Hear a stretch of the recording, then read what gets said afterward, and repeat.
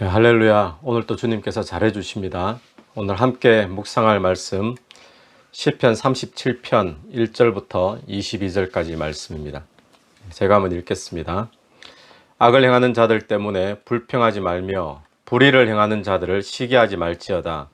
그들은 풀과 같이 속히 배임을 당할 것이며 푸른 채소같이 쇠잔할 것이미로다. 여호와를 의뢰하고 선을 행하라. 땅에 머무는 동안 그의 성실을 먹을거리로 삼을지어다. 또 여호와를 기뻐하라. 그가 내 마음의 소원을 네게 이루어 주시리로다. 내 길을 여호와께 맡기라. 그를 의지하면 그가 이루시고 내 의를 빛같이 나타내시며 내 공의를 정오의 빛같이 하시리로다. 여호와 앞에 잠잠하고 참고 기다리라. 자기 길이 형통하며 악한 꾀를 이루는 자 때문에 불평하지 말지어다. 분을 그치고 노를 버리며 불평하지 말라. 오히려 악을 만들 뿐이라. 진실로 악을 행하는 자들은 끊어질 것이나 여호와를 소망하는 자들은 땅을 차지하리로다. 잠시 후에는 악인이 없어지리니 네가 그곳을 자세히 살필지라도 없으리로다. 그러나 온유한 자들은 땅을 차지하며 풍성한 화평으로 즐거워하리로다. 악인이 의인치기를 꾀하고 그를 향하여 그의 일을 가는도다. 그러나 주께서 그를 비웃으시리니 그의 날이 다가옴을 보심이로다. 악인이 칼을 빼고 활을 당겨 가난하고 궁핍한 자를 엎드려뜨리며 행위가 정직한 자를 죽이고자 하나 그들의 칼은 오히려 그들의 양심을 찌르고 그들의 활은 부러지리로다.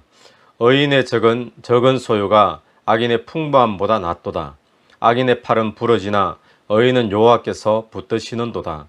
여호와께서 온전한 자의 날을 아시나니 그들의 기업은 영원하리로다.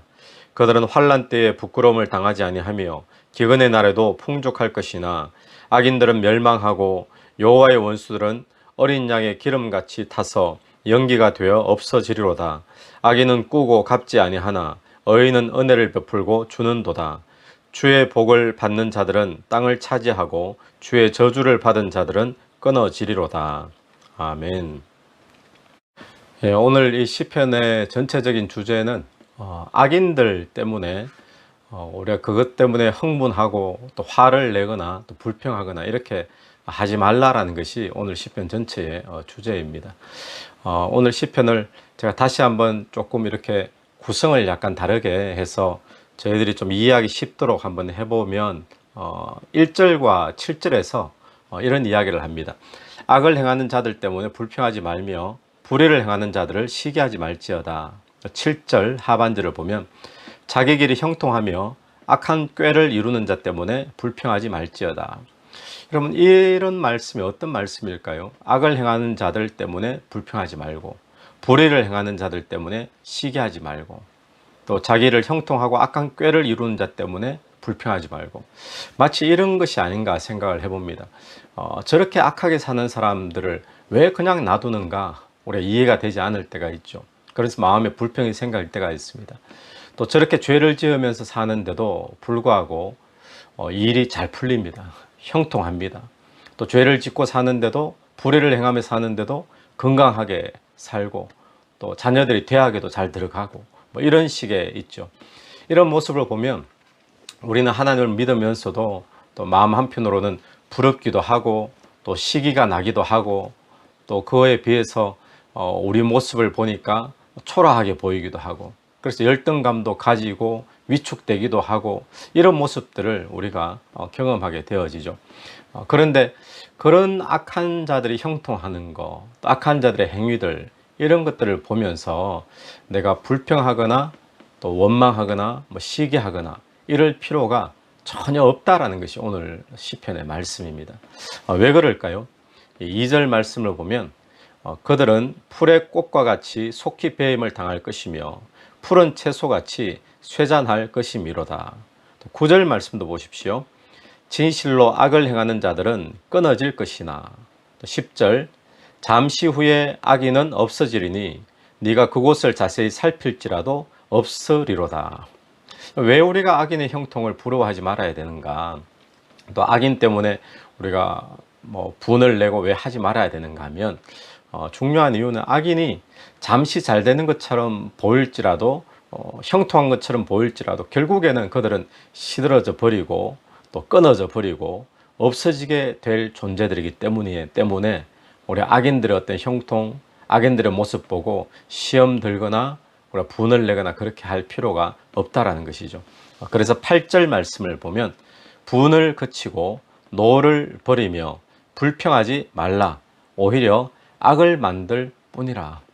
여러분, 우리가 악한 자들의 모습, 그들의 형통, 또 그들의 삶을 보면서 분을 내고 노를 내고 불평하게 되어지면 오히려 그런 것들이 나로 하여금 죄를 짓게 만들 뿐이다 라는 사실입니다. 그래서 그런 모습 때문에 시험 들지 말고 분내지 말고 불평하지 말고 또 비교하지 말고 그렇게 하라는 것이죠.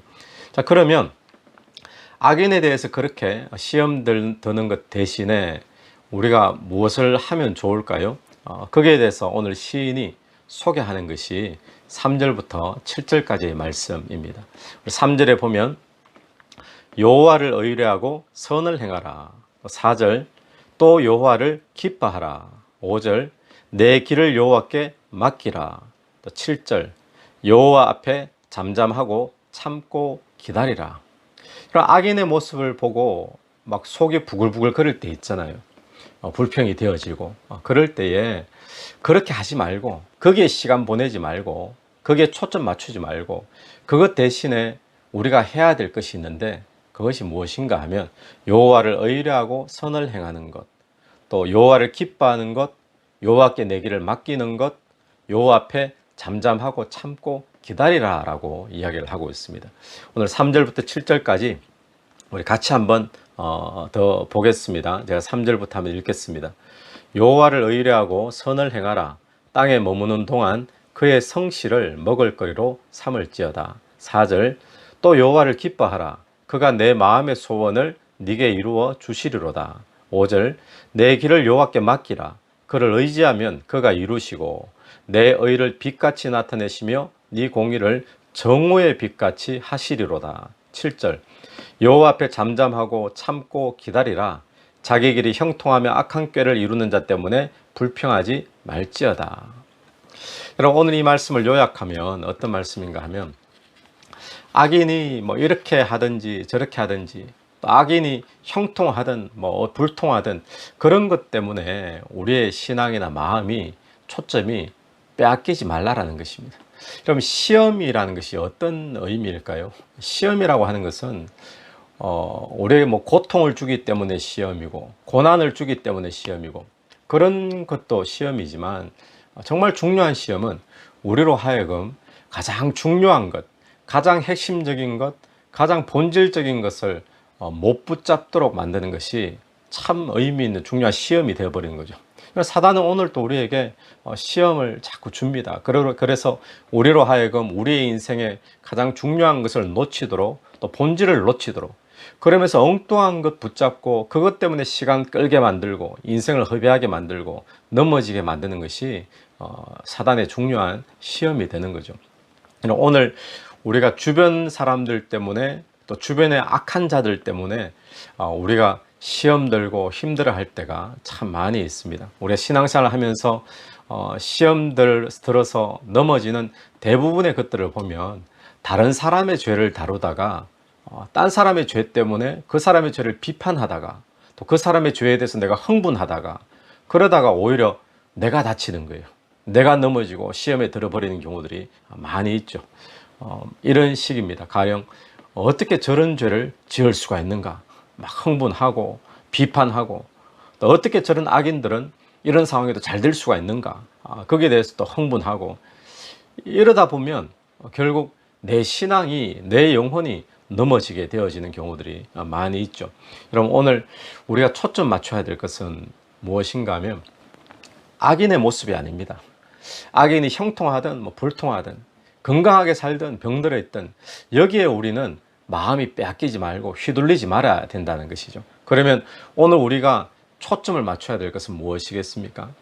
여러분, 악인들은 원래 있어 왔습니다. 이 세상에 의인은 또 한 사람도 없는 것이죠.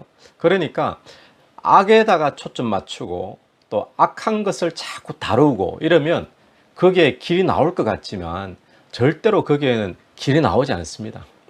같이 진흙탕 싸움이 되어지면서 내가 시험에 들게 되어지는 거죠. 그러면 길은 어디서 나오는가? 악을 다루어서는 길이 나오지 않고요. 우리의 의가 되시는 예수 그리스도를 다루어야 거기에 소망이 있고 길이 나오는 겁니다.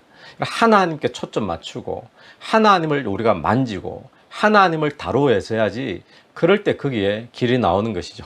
그래서 오늘 혹시 우리 주변에 어떤 악한 자들, 또 악한 자들의 공격, 또 악한 자들의 어떤 모습, 사는 모습 때문에 내 마음이 힘들어지거나 흥분되거나 화가 나거나 뭐 시기 질투가 나거나 그럴 일이 있을 때 거기에 초점 두지 말고 빨리 우리의 초점을 위로 올려야 됩니다. 하나님께 두어야 됩니다. 그래야지 인생의 길이 나오는 거죠. 그래서 오늘 이 시편 기자가 우리에게 악한 자들 때문에 불평하지 말라, 또 그들을 시기하지 말라, 그들의 형통을 가지고 또 불평을 원망하지 말라. 그러나 대신에 해야 될 것이 뭔가 하면 하나님을 의뢰해라, 또 하나님을 기뻐해라, 하나님께 맡겨라, 하나님 믿고 하나님 앞에서 잠잠히 참고 기다리라, 하나님이 일하실 거다. 그렇게 지금 이야기를 하고 있는 거죠. 오늘 저와 여러분이 살면서 정말 많이 우리가 경험하는 거지 않습니까? 또 악인의 형통, 또 주변의 악인의 공격, 뭐 여러 가지 악한 일들 경험하게 되어질 때 우리의 초점을 그 악에다가 맞추지 말고 빨리 위로 올려서 우리 하나님을 기뻐하는 쪽으로, 하나님을 의뢰하고 하나님께 맡기고 또 하나님 일하실 줄로 믿고 참고 기다리는 그런 저와 여러분이 되기를 간절히 바랍니다. 그렇게 하면 어떤 일이 벌어지는가? 결국 이렇게 하나님을 바라보는 자들이 하나님이 약속하신 기업을 누리게 되는 거죠. 하나님이 약속하신 그 약속의 풍성함을 누리게 되는 것입니다. 자, 그 말씀이 9절 말씀인데요. 진실로 악을 행하는 자들은 끊어질 것이나 여호와를 소망하는 자들은 땅을 차지하리로다. 여호와를 소망하는 자, 그러니까 악한 자들을 자꾸 신경 쓰고 내가 만지고 할 필요가 없는 거죠. 결국 하나님이 다 끊으시고 또 다 역사하신다고 풀같이 쇠잔하게 되어진다라고 분명히 말씀하고 있는데, 그런데 여호와를 소망하는 자들, 그들은 땅을 차지하리로다 라고 이야기합니다.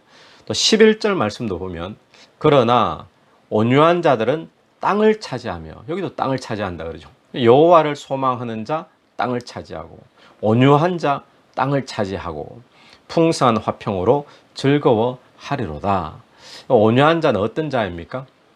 성격이 유순한 자, 이런 의미가 아니라 하나님께 길들여진 자가 온유한 자죠. 그러니까 이 말씀에 오늘 말씀을 한번 우리가 빗대어 본다면 자기 마음대로 그냥 자기 감정대로 흥분하고 화내고 막 짜증내고 원망하고 이렇게 하는 자가 아니라 하나님 일하실 줄로 믿고 참고 기다리고, 이런 자가 온유한 자죠. 그런 자들이 땅을 차지합니다. 어떤 땅일까요? 하나님이 주시기로 약속하신 땅, 하나님의 기업, 하나님의 약속이죠. 그 약속을 누리는 자가 되어진다라고 오늘 시편 기자는 그것을 노래하고 있습니다. 또 12절 말씀부터 한번 보시면 악인이 의인치기를 꾀하고 그를 향하여 그의 일을 가는도다. 그러나 13절 주께서 그를 비웃으시리니 그의 날이 다가옴을 보심이로다. 여러분, 우리가 신앙생활을 하면서 힘든 경우들 중에 보면 사단이 우리를 그냥 두지 않죠. 사단은 우리를 공격하는데 주변에 악한 말로 자꾸 공격하고 또 험담하고 또 억울한 어떤 소리들을 듣도록 만들고, 그러니까 우리를 자꾸 무너뜨리려고 하는 그런 경우들을 많이 경험합니다. 이때 참 힘이 들지 않습니까? 그런데 13절 보니까 그러나 주께서 그를 비웃으시리니라고 해요. 비웃으시리니. 주님이 비웃으신답니다. 무슨 의미일까요? 주님이 비웃는다. 주님이 가소롭게 여기신다는 거죠. 또 주님이 실컷 해봐라 라는 그런 의미죠. 비웃으시는. 왜 그럴까요, 여러분? 14절 15절 말씀을 보면 악인이 칼을 빼고 활을 당겨 가난하고 궁핍한 자를 엎드러 때리며 행위가 정직한 자를 죽이고자 하나 그들의 칼은 오히려 그들의 양심을 찌르고 그들의 활은 부러지리로다. 그러니까 악인이 공격하려고 하고 신자들을 무너뜨리려고 하고 사단이 그렇게 험한 말들 또 없는 말들 지어서 온갖 말들로 우리의 사역을 무너뜨리려고 하지만 그때 하나님이 비웃으세요. 왜 비웃으시는가? 그들이 공격하는 칼, 그들이 공격하는 활로 오히려 그들이 찔리게 되고 당하게 될 것이다 라는 것입니다. 그래서 20절 말씀 보면 20절처럼 결국 되는데 악인들은 멸망하고 여호와의 원수들은 어린 양이 기름같이 타서 연기가 되어 없어지리로다. 악인들은 결국에는 멸망하게 된다라는 것이죠. 사단은 지금도 신자들을 저와 여러분을 무너뜨리려고 또 이를 갈고 있고 또 공격하고 있습니다. 여러 가지 사람을 통해서 또 어떤 소문을 통해서 말을 통해서 온갖 것들로 공격을 하는데 그때 하나님은 어떻게 반응하시는가? 하나님은 그 모습 보고 웃으십니다. 비웃으십니다. 오늘 저와 여러분도 그런 일을 깨닫게 되어지면 비웃는 사람 되기를 바랍니다. 하나님은 웃으신 것처럼 웃으십시오. 어떻게 웃느냐? 네 할 대로 한번 실컷 해봐라. 네가 뜻하는 대로 일이 되어지는가 한번 해봐라. 어디까지 할 수 있는지 한번 해봐라. 결국에는 그것 때문에 네가 망하게 될 것이다. 그런 마음으로 하나님이 웃으시는 것처럼 어떤 악한 사단의 공격이 있을 때 우리도 여유 있게 웃을 수 있는 그런 믿음이 있게 되기를 바랍니다. 그 다음 말씀부터 보시면 16절부터 보시면 의인의 적은 소유가 악인의 풍부함보다 낫도다. 우리는 때로는 믿음이 떨어질 때 또 악한 자들 또 불의한 사람들이 쌓아놓은 풍부한 재산을 보면서 부러워할 때가 종종 있지 않습니까? 그런데 오늘 성경은 분명히 말씀하기를 악인의 적은 소유, 그것이 의인의 적은 소유가 악인의 풍부함보다 낫다라고 분명히 말씀합니다. 왜 그럴까요?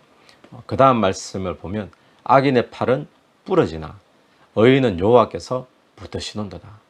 하나님이 붙잡아 주시기 때문에 적은 소유에 의인이 가진 적은 소유, 그것은 많으냐 적으냐 이것 때문에 우리의 인생의 성공이 갈리지 않는 거죠. 하나님 붙잡아 주시면 적은 소유라 할지라도 그의 인생은 복된 인생이 될 줄로 믿습니다. 혹시 여러분의 물질이 지금 적은 가운데 있습니까? 또 믿음으로 사느라 또 물질을 적은 쪽으로 선택하고 있습니까? 여러분 하나님께서 여러분을 붙잡고 계심을 믿게 되기를 바랍니다. 18절 말씀, 여호와께서 온전한 자의 날을 아시나니 그들의 기업은 영원하리로다. 주님께서 온전한 자, 또 믿음으로 소망을 두는 자, 또 악인이 그렇게 난리를 쳐도 그게 마음 빼앗기지 않고 주님께 소망을 두는 자, 그런 자들의 날, 그런 자들의 결국을 주님께서 알고 계시는 거예요. 어떤 결국인가? 그들의 기업은 영원하리로다. 19절, 그들은 환난 때에 부끄러움을 당하지 아니하며 기근의 날에도 풍족할 것이나 20절, 악인들은 멸망하고. 여러분 그렇습니다. 오늘 저와 여러분이 멸망당할 것에 대해서 또 결국에는 불에 다 없어질 것에 대해서 거기에 마음을 두고 또 신경을 빼앗기고 또 초점을 빼앗겨서 그러면 우리의 삶이 거기에 휘둘려 버리는 거거든요. 그런 것 때문에 왔다 갔다 하게 되죠, 마음이. 그러지 말고 그때에 하나님께 초점을 빨리 맞추십시오. 그래서 하나님께 맡기고 하나님을 신뢰하고 또 하나님이 일하실 줄로 믿고 잠잠히 기다려서 하나님께 소망을 둘 수 있는 그런 저와 여러분 되기를 간절히 바랍니다. 기도드리겠습니다.